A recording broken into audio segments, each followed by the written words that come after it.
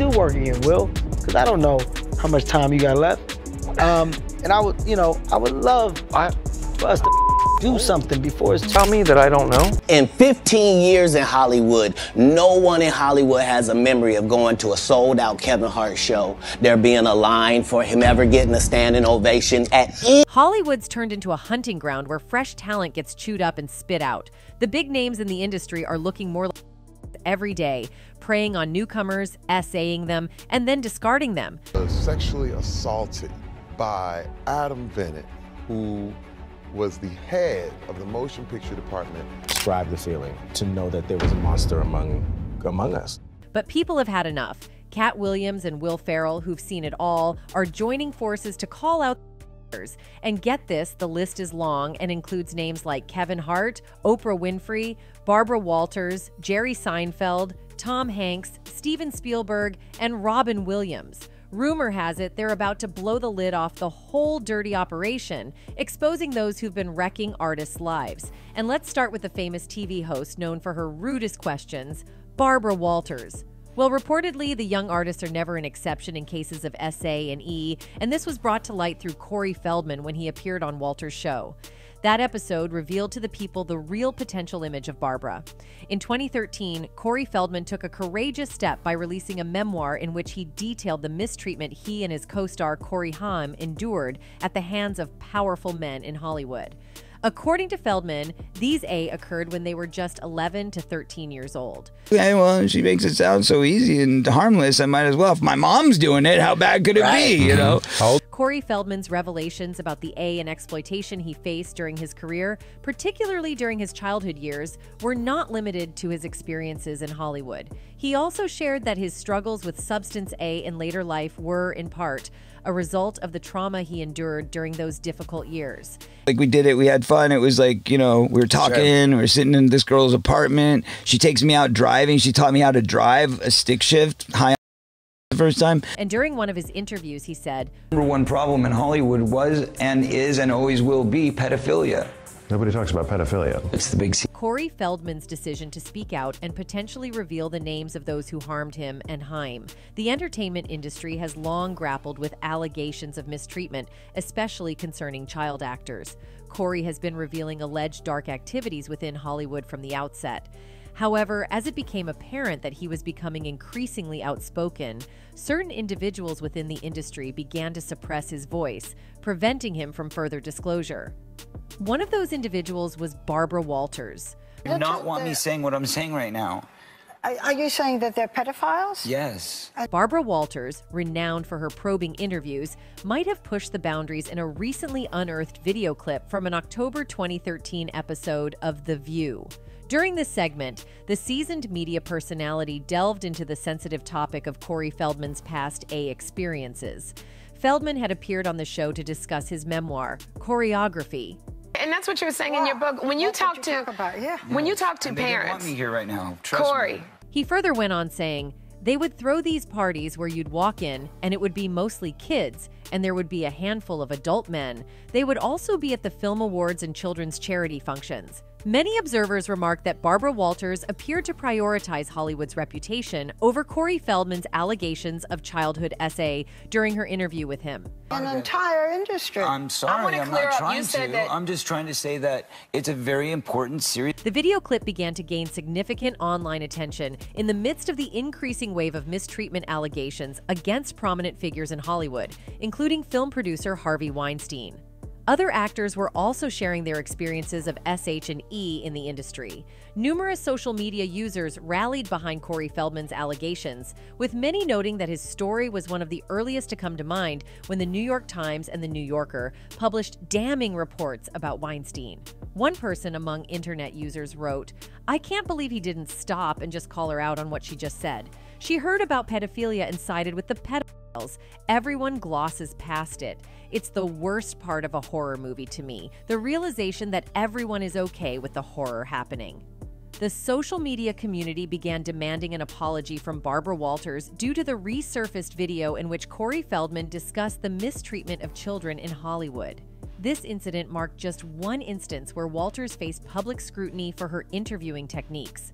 The veteran ABC host had faced previous criticism for seemingly favoring powerful figures within the Hollywood industry. No. Prozac? No. Work. The Prozac didn't work. Are you a good mother?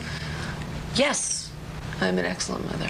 Ever do drugs in front of your child? However, the fact Barbara always showed her authority to the actors and stopped Corey for talking truth about the industry directly links her to one of the handlers who have been involved in such dark activities. And then comes the most controversial personality about which Katt has talked a lot.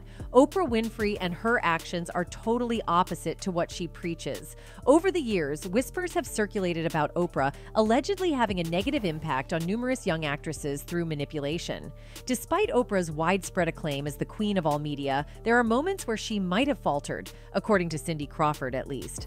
The legendary supermodel recently opened up about her first encounter with Oprah during an episode of the Apple TV Plus documentary series, The Supermodels. And it appears that Crawford isn't exactly pleased with her. Let's delve into what she had to say about Oprah. Or a child, like, be seen and not heard. When you look at it through today's eyes, when Oprah's like, stand up and show me your body. Cindy Crawford's first brush with Oprah Winfrey was quite different from her later appearance on Oprah's Masterclass in 2013. In that interview, Crawford candidly discussed how her appearance had influenced her self-image. According to ABC News, Crawford felt like she was being judged solely based on her looks, prompting her to actively assert herself as more than just a physical presence. I felt judged by the way that I looked. I think it set me on a course to represent myself as someone who has a brain, she revealed. The former supermodel found the interview distressing, expressing, "I was so traumatized. I really felt I was not seen as a person who had a voice in her own destiny," as reported by the Los Angeles Times. Crawford admitted that she didn't fully grasp the extent of it at the time, but with age, she came to realize how inappropriate the situation was. Following Crawford's public comments, Oprah Winfrey appeared to respond by taking down the interview from YouTube. Not only this, Oprah has been hit with serious charges of tea and enabling from well-known investors like Jeffrey Epstein, the S offender, and Harvey Weinstein. Several famous people have come forward to accuse Oprah of covering up for Harvey Weinstein, and one of them is Rose McGowan. Oprah, according to Rose, made a mistake in selecting Russell Simmons and Harvey Weinstein as pals.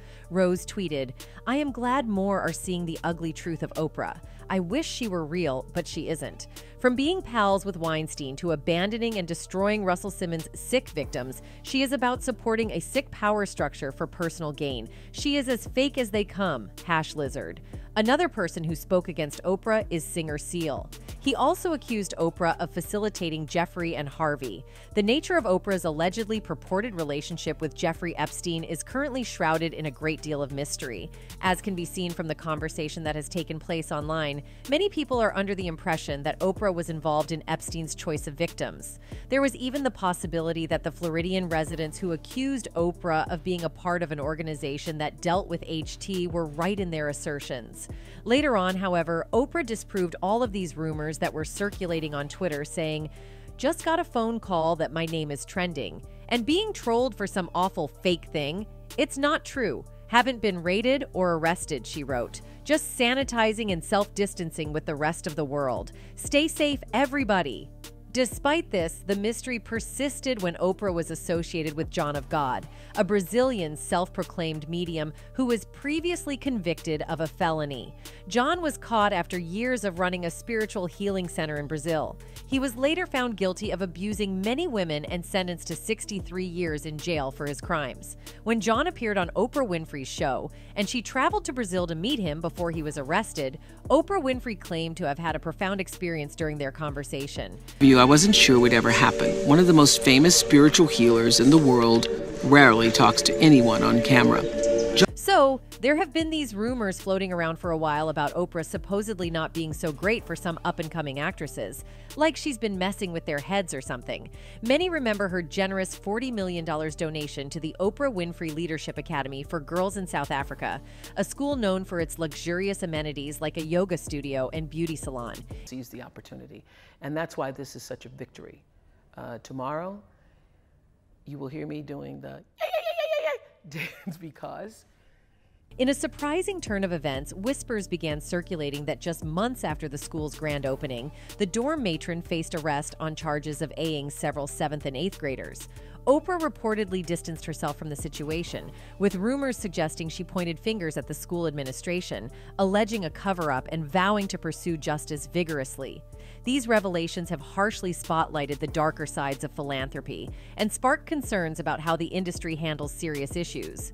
Regarding the accusations, Oprah stated, "I wanted to hire an independent team because my experience with child predators is that no one ever just one child." The accused, tiny Virginia Makopo, was ultimately cleared of all 14 charges after a magistrate deemed the case unproven, citing lack of corroboration in the pupils' testimonies. Makopo maintains her innocence, claiming she was wrongly implicated in a conspiracy.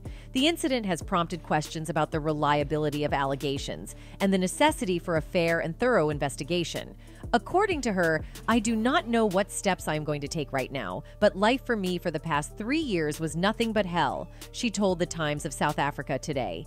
"I have been struggling. This case has left me humiliated, broke, and unemployed." The 9 alleged victims were aged between 13 and 15 when they made their claims against Makopo, who was also accused of A-ing one of the teenagers, as well as a fellow supervisor.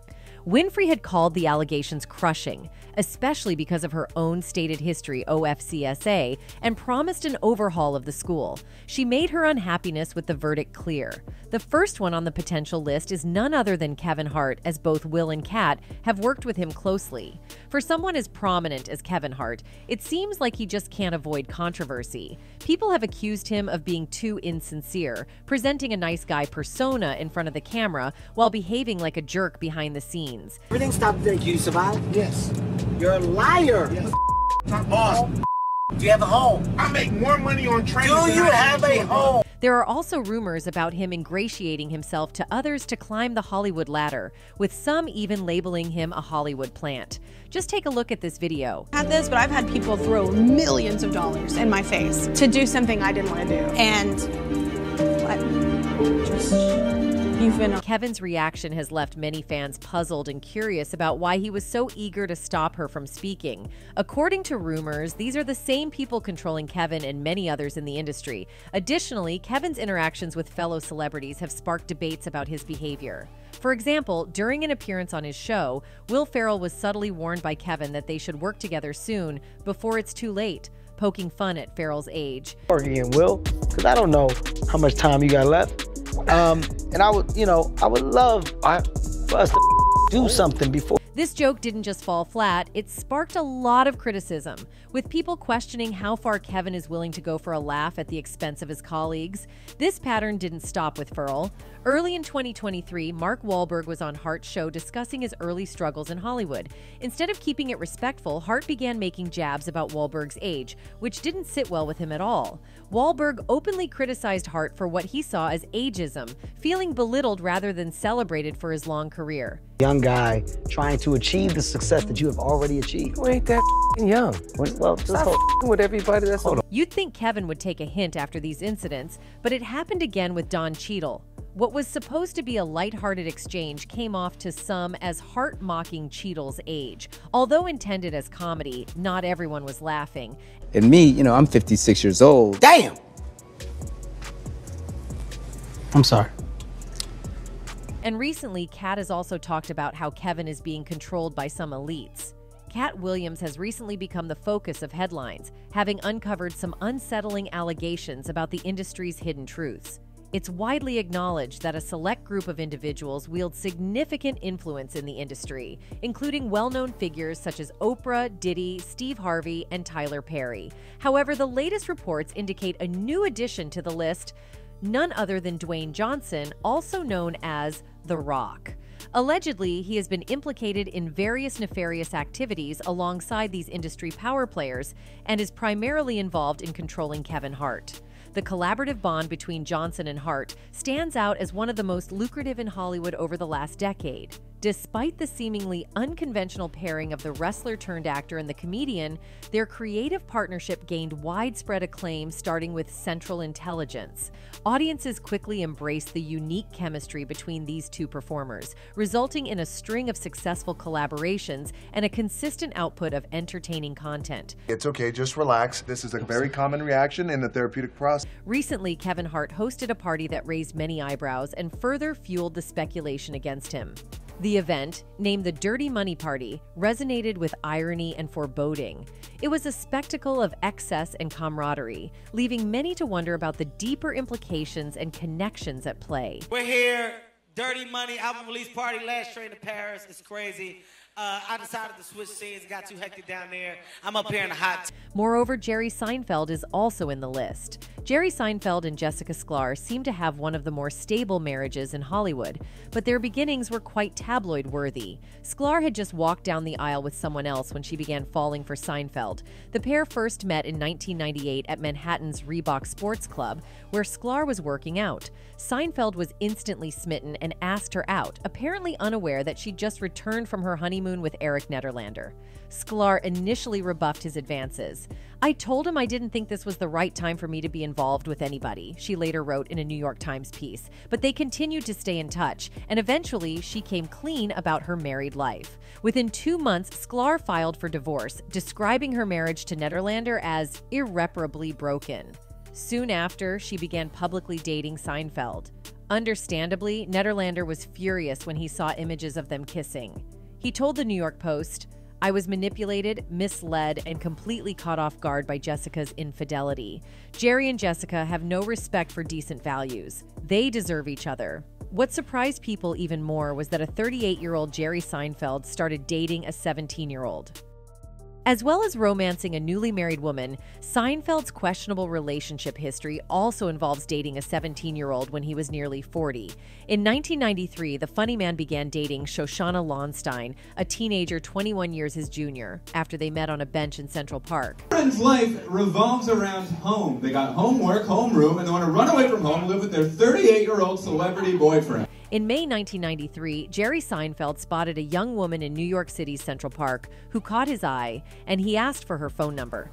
That young woman was 17-year-old Shoshana Lonstein. Despite Seinfeld initially downplaying the relationship, saying they only went to a restaurant, it quickly became more serious. Later that year, Seinfeld visited Lonstein at George Washington University, and she made frequent trips to Los Angeles where he lived while filming Seinfeld. Lonstein even transferred to UCLA to be closer to him. However, their relationship ended in 1997.